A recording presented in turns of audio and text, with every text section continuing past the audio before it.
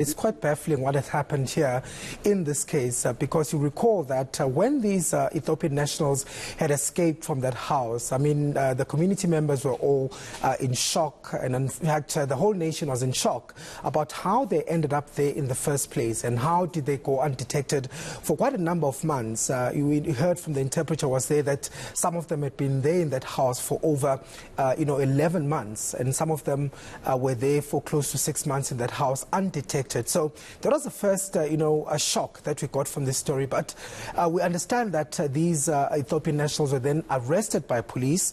They were detained and charged with being in the country illegally for how they got here in the first place. But the interesting twist in this whole saga now, Marcel, is that when they then appeared in court, they appeared in two different courts. So the groups were divided into two because there were minors as well as adults. So the adults appeared at the Hillbrow Magistrates Court on Friday, while the minors we understand appeared at the Johannesburg Magistrates Court. But what happened there after that is what really has left the families, still reeling from what has happened here, because we understand that from the time that the minors had appeared in court on Friday, they were then taken by the police. The family saying that it was in fact a van that belonged to the Hillbrow police station, and this is where then they had questions as to why they were being taken, because the court had released these minors into the care of their families. So when they appeared in court, the minors had actually been released into the care of their families, but only to be taken by the police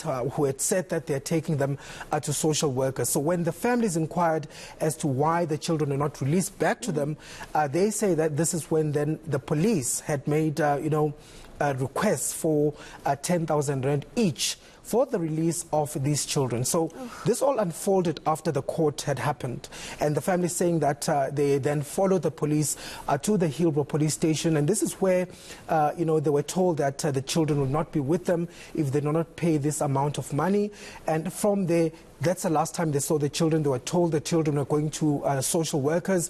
When they went and followed up with social workers, the children were not there, and it was only a matter of days. I think it was just 1 day passed, and this is when they got demands from alleged kidnappers or abductors, who now say that they have the children with them at that particular moment, and they are now demanding 85,000 rand. So it seems that the children from that process, from the court process, ended up in the hands of kidnappers.